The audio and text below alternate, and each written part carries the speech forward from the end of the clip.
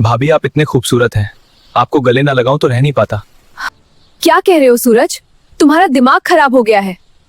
तुम मेरे देवर हो, समाज की नजरों में यह महापाप है, लोग हमें धिक्कारेंगे। क्या तुम चाहते हो कि हम समाज में मुंह ना दिखा पाएं? मैं तुमसे उम्र में कितनी बड़ी हूँ? सूरज, क्या कर रहे हो तुम? ऐसे मुझे मत गले लगाओ। दोस्तों, हम ऐसे ही वीडियो सबसे पहले लाते रहते हैं। अगर आपको ऐसे ही वीडियो सबसे पहले चाहिए तो हमारे चैनल को सब्सक्राइब जरूर करें। कुछ कहानियां दुख और अकेलेपन की राख से जन्म लेती हैं, लेकिन धीरे धीरे एक ऐसी निषिद्ध आग में बदल जाती है जिसे समाज या रिश्ते की मर्यादा स्वीकार नहीं करती। आज यह कहानी है 21 साल के सूरज और 32 साल की भाभी माया की। ये कहानी है भरोसे के टूटने और एक निर्मम धोखे की। विशाल घर का बड़ा बेटा माया का पति, उसकी अचानक मौत ने पूरे परिवार को तोड़ दिया। इस खालीपन का सबसे गहरा असर दो लोगों पर पड़ा। माया 32 साल की विधवा, लंबी, गोरी और थोड़ा भरा हुआ शरीर, और उसका देवर सूरज 21 साल का जोशीला युवक। भाई के जाने का सदमा उन्हें एक छत के नीचे ले आया, लेकिन समय के साथ वो छत उनके लिए एक अलग दुनिया बनाने लगी। सूरज, तुम अब तक जाग रहे हो? जाओ सो जाओ, कल तुम्हारा कॉलेज है। नहीं भाभी, मुझे नींद नहीं आ रही है, भैया की बहुत याद आ रही है। आपने भी ठीक से खाना नहीं खाया, आइए मैं आपको सहारा देकर सुला दूं। शुरू में यह सिर्फ छोटे देवर का ख्याल था, एक विधवा के प्रति सहानुभूति। माया की दुनिया सूरज के बिना वीरान थी, इसलिए उसने सूरज को ही अपना आखिरी सहारा मान लिया। सूरज भी अपनी भाभी की इस तन्हाई को भरने की कोशिश करता था। वह समय असमय नहीं देखता था, माया को गले लगा लेता था। माया सोचती थी सूरज उसका छोटा भाई है, उसका बेटा समान, इसलिए वह सूरज को अपने सीने से परम ममता के साथ लगाए रखती थी। एक दिन वह दोपहर कुछ अलग थी। माया स्नान करके निकली थी, उनके बदन पर पानी की शीतल बूंदें थी। अचानक जैसे किसी अदृश्य शक्ति ने सूरज को खींच लिया माया के पास। वो बिना कुछ कहे पीछे से माया को कसकर गले लगा लेता है। सूरज, क्या कर रहे हो तुम? ऐसे मुझे मत गले लगाओ, कोई देख लेगा तो क्या कहेगा बताओ? इस समाज की नजरों में हमें कोई गलती नहीं करनी चाहिए। भाभी, आप इतनी खूबसूरत हैं, आपको गले ना लगाऊं तो रह नहीं पाता। आप मेरी सब कुछ हैं, मेरी दुनिया, मेरी सांस। भैया के जाने के बाद आप ही मेरी एकमात्र रोशनी है। ये पहली बार था जब माया को उन शब्दों का गहरा अर्थ समझ में आया। सूरज केवल उसका देवर नहीं था, उसकी आंखों में जो था वो भाई से कहीं ज्यादा था, एक तीव्र निषिद्ध आकर्षण जिसे समाज कभी माफ नहीं करेगा। माया का शरीर सिहर उठा, मन दुविधा में घिर गया। उस पल वो सूरज के आलिंगन से खुद को मुक्त नहीं कर पाई। उस घटना के बाद माया के मन में डर और अपराध बोध का बवंडर शुरू हो गया, लेकिन सूरज का आकर्षण अदम्य था। एक रात सूरज चुपचाप माया के कमरे में आया। सूरज फुसफुसाते हुए कहता है, भाभी, क्या मैं आज आपके साथ सो सकता हूँ? मैं अकेला नहीं रह पा रहा। प्लीज। नहीं सूरज, ये सही नहीं है, तुम वापस जाओ, तुम मेरे छोटे भाई हो, हम इस तरह नहीं रह सकते। माया जबरदस्ती खुद को दूर रखती थी, लेकिन सूरज हार नहीं माना। वो प्यार, देखभाल और एक तरह की लाचारी दिखाकर माया को धीरे धीरे बांधने लगा। सूरज समझ चुका था कि माया भीतर से अकेली है और वह इस कमजोरी का इस्तेमाल करने लगा। ऐसे ही चलते चलते कब रिश्तों की सीमाएं धुंधली हो गईं, समाज की नजरों में वे क्या हैं, यह सवाल फीका पड़ने लगा। एक शाम सूरज एक अप्रत्याशित प्रस्ताव लेकर आया। माया, मैं आपसे शादी करना चाहता हूँ। क्या कह रहे हो सूरज? तुम्हारा दिमाग खराब हो गया है, तुम मेरे देवर हो, समाज की नजरों में यह महापाप है, लोग हमें धिक्कारेंगे। क्या तुम चाहते हो कि हम समाज में मुंह ना दिखा पाएं? मैं तुमसे उम्र में कितनी बड़ी हूँ? समाज तो हमारा खालीपन भरने नहीं आया। माया, आप बताइए, क्या हम अब समाज में सही जी रहे हैं? आप दिन रात मुझे गले लगाती हैं, मैं आपका सब कुछ हूँ। हमारा रिश्ता वैसे भी समाज की नजरों में ठीक नहीं है, बल्कि शादी करने से कम एक वैधता तो मिलेगी। सूरज की बातें माया के कानों में जहर की तरह लगीं, लेकिन अमृत की तरह भी। उसने देखा कि जिस रिश्ते में वे अब हैं वह भी तो समाज को अस्वीकार्य है। सूरज भले ही उम्र में छोटा हो, पर अब वह माया के मन के हर कोने पर राज करता था। माया और हिम्मत नहीं कर पाई। उस दिन से जब सूरज उसे गले लगाता,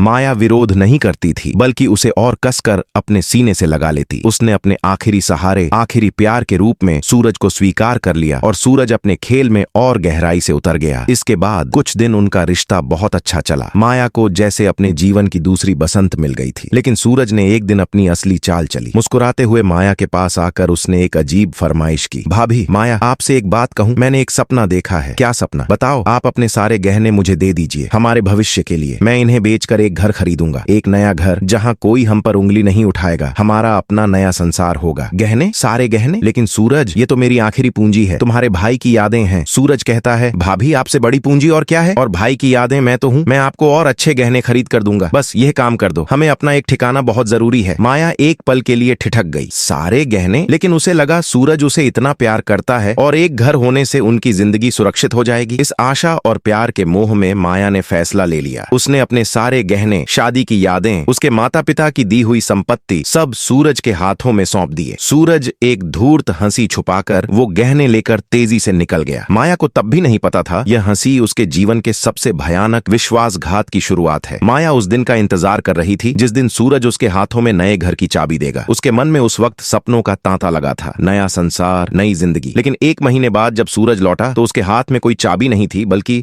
एक कड़वी सच्चाई थी। दरवाजा खुला, सूरज के साथ अंदर आई रूमी, एक आकर्षक युवती, सूरज की सहपाठी। दोनों के चेहरे पर जीत की मुस्कान। माया कहती है, सूरज ये कौन है? ये है रूमी, मेरी पत्नी। हमने शादी कर ली है और हाँ, यह इसी घर में रहेगी। माया चीखते हुए कहती है, पत्नी? लेकिन मेरे गहने, घर का क्या हुआ? तुमने मुझसे शादी करने की बात कही थी, मेरे साथ इतना बड़ा झूठ क्यों बोला? सूरज कहता है, शादी तुमसे? छी, तुम मेरी उम्र से कितनी बड़ी हो माया, और तुम्हारा वो इमोशन, मुझे तो बस तुम्हारे गहने चाहिए थे। सच कहूं, तुम्हारे शादी का प्रस्ताव मान लेने के बाद मेरा काम बहुत आसान हो गया था। देखिए माया आंटी, सूरज को तो सिर्फ पैसे चाहिए थे और आप तो प्यार मोहब्बत ढूंढ रही थी। आपको पता था आपका और इसका रिश्ता समाज की नजरों में ठीक नहीं है, फिर भी आपने आंख बंद करके विश्वास किया। माया की दुनिया एक झटके में चकनाचूर हो गई। धिक्कार है जिसे उसने अपना आखिरी सहारा माना था, वो एक ठंडे दिमाग का धोखेबाज निकला। सारे गहने, माया के सारे सपने, उसका सारा प्यार, सब कुछ केवल एक नाटक था सूरज के पैसों की लालच को पूरा करने के लिए। सूरज की ठंडी नजर में कोई पछतावा नहीं था। उसी रात माया समझ गई थी कि इस घर में उसका अब कोई ठौर नहीं। सूरज ने उसे स्पष्ट बता दिया कि वह उसके नए जीवन के रास्ते में बाधा ना बने। सूरज कहता है, सुनो, गहने बेचकर मैंने और रूमी ने शहर में एक फ्लैट बुक किया है। इस घर में तुम रहोगी, पर अपना सामान हटा लेना और भविष्य में हमें कोई नुकसान पहुंचाने की कोशिश मत करना। विश्वासघात के जख्म ने माया को तोड़ दिया था, लेकिन मार नहीं पाया। उसने देखा उसके पास कुछ गहने अब भी बचे हैं जो उसने भावुकता में सूरज को नहीं दिए थे, लेकिन उसकी सबसे बड़ी संपत्ति थी उसका अनुभव, उसका जख्म और प्रतिशोध की आग। उसने कसम खाई वो अब कमजोर नहीं रहेगी। माया ने अपने बचे हुए गहने बेच दिए, लेकिन इस बार किसी पर भरोसा करके नहीं, बल्कि खुद पर भरोसा करके। उसने एक छोटी कपड़ों की दुकान खोली। उसका अनुभव, उसकी रुचि और हार न मानने वाला जज्बा उसकी एकमात्र पूंजी थी। माया खुद से कहती है, सूरज, तुम मुझे सब कुछ हराना चाहते थे, लेकिन तुम भूल गए थे, टूटे हुए कांच के टुकड़े भी तेज होते हैं। मैं हार नहीं मानूंगी, मैं उठ खड़ी होऊंगी। माया की दुकान अच्छी चली। उसके व्यवहार की मिठास और काम के प्रति उसकी निष्ठा ने उसे कम समय में पहचान दिलाई। वो अब केवल विधवा माया नहीं, वो अब माया वस्त्रालय की मालकिन है। 5 साल बाद माया आज वो कमजोर भावुक महिला नहीं है, वो अब शहर की सबसे सफल व्यापारियों में से एक है। उसका फैशन हाउस अब एक सुस्थापित ब्रांड है। वो अकेली है लेकिन आत्मनिर्भर। जिसने उसे जीवन में शून्य कर दिया था, प्रकृति ने उन्हें भी नहीं छोड़ा। सुनने में आया था कि सूरज ने गहनों के पैसे जुए में उड़ा दिए। रूमी उसे छोड़कर चली गई। सूरज अब अकेला, दरिद्र और सड़कों पर भटक रहा है। एक दिन वो उसी शॉपिंग मॉल के सामने से गुजर रहा था। उसकी नजर माया फैशन हाउस की चमचमाती बोर्ड पर पड़ी। अंदर कांच की दीवार से उसने देखा उसकी भाभी माया, जिसे उसने एक दिन एक टुकड़े गहने के लिए धोखा दिया था, वो आज कितनी बड़ी व्यवसायी है। सूरज गेट के बाहर खड़ा है, मैले कपड़ों में, आंखों में पछतावा और ईर्ष्या। माया ने एक बार उसकी ओर देखा, लेकिन कोई भावना नहीं दिखाई। उसकी आंखों में था बस शांत उपेक्षा। माया कहती है, जिंदगी की सबसे बड़ी सीख सबसे बड़ी चोट से मिलती है। सूरज, तुम मुझसे सब कुछ छीनना चाहते थे, लेकिन तुम मुझे वो ताकत दे गए जिससे मैं अपना नया जीवन बना सकी। तुम्हारी छाया मेरे जीवन का अंधेरा अध्याय थी, आज मैं रोशनी का स्रोत हूँ। यह है माया की कहानी, एक निषिद्ध चाहत और भयानक विश्वासघात के बाद एक नारी के अदम्य उत्थान की कहानी। जीवन में चोट आने पर इंसान हार नहीं मानता, बल्कि और मजबूत होकर लौटता है। माया उसका जीता जागता प्रमाण है। दोस्तों, अगर आपको वीडियो अच्छी लगी हो तो हमारे चैनल को सब्सक्राइब करें, ताकि आप तक ऐसे ही वीडियो सबसे पहले मिलते रहे।